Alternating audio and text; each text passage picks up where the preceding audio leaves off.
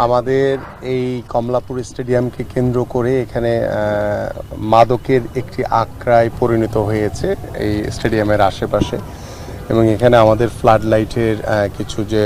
যন্ত্রাংশ রয়েছে, ব্লাস্ট সহ বেশ কিছু জিনিস চুরিও হয়ে গেছে।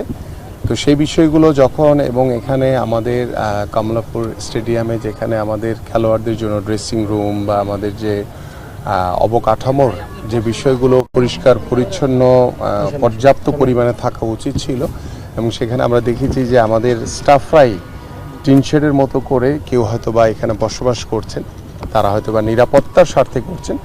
বাট যেহেতু এটি একটি স্টেডিয়াম, আমরা স্টেডিয়ামের মতোই দেখতে চাই। তো ইতিমধ্যে আজকের এই যে গত দুদিন আগে যে চুরির যে ঘটনাটি ঘটেছে, সেটি যখনই আমাদের নির্দেশে এসছে এবং আমাদের এখানে নির্বাহী পরিচালক রয়েছেন আমাদের এনএসসির, তাকে নির্দেশনা দেওয়া হয়েছে যেহেতু এখানে যিনি প্রশাসকের দায়িত্ব পালন করছেন তিনিও নতুন এসছেন, বাট এখানে যারা সিকিউরিটি গার্ড সহ যারা স্টাফ রয়েছেন তাদের যে কাজের প্রতি যে অবহেলা আমি দেখেছি, তাৎক্ষণিকভাবে তাদেরকে বদলির নির্দেশ দেওয়া হয়েছে। এবং এখানে আমরা পরবর্তীতে যাদেরকে এখানে দায়িত্ব দেওয়া হবে তাদেরকে ভালো করে ব্রিফ করে দেওয়া হবে। পাশাপাশি এখানে জনবল বাড়ানোর জন্য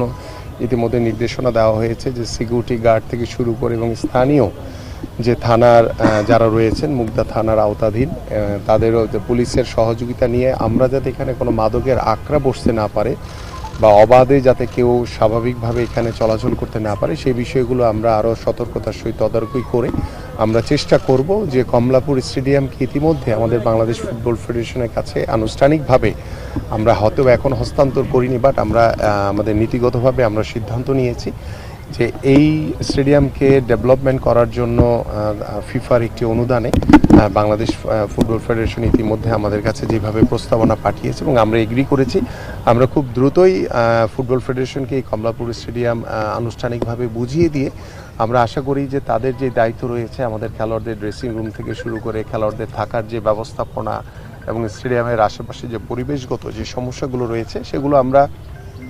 তারা তাদের মতো করে করবে। এবং ডেফিনেটলি যেহেতু স্টেডিয়ামটি জাতীয় ক্রীড়া পরিষদের আন্ডারে, সো আমরা আমাদের জায়গা থেকে তদারকি করে এখানকার নিরাপত্তা নিশ্চয়তা এবং এখানকার যে সার্বিক যে ব্যবস্থাপনা সেগুলো আমরা আমাদের মতো করে দেখভাল করব ইনশাল্লাহ। আমরা আশা করছি এবং এখানে গ্যালারির যে পাশে কয়েকটি গেট রয়েছে আপনারা দেখছেন যে সেখানেও মানে নিরাপত্তাহীনতার কারণে সেখানে দেখা যায় যে অনেকেই মাঠের ভিতরে ঢুকে যায় এবং এখানে মাদকের যে একটি সংখ্যা আমরা দেখছি সেগুলোকে আমরা আরও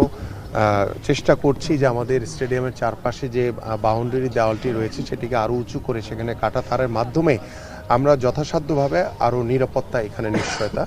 প্রদান করার জন্য বদ্ধপরিকর এবং ইতিমধ্যে নির্দেশনা দেওয়া হয়েছে। ইনশাল্লাহ আমরা দ্রুত সময়ের ভিতরে এই কাজগুলো কার্যকর করতে পারবো বলে আমরা বিশ্বাস করি।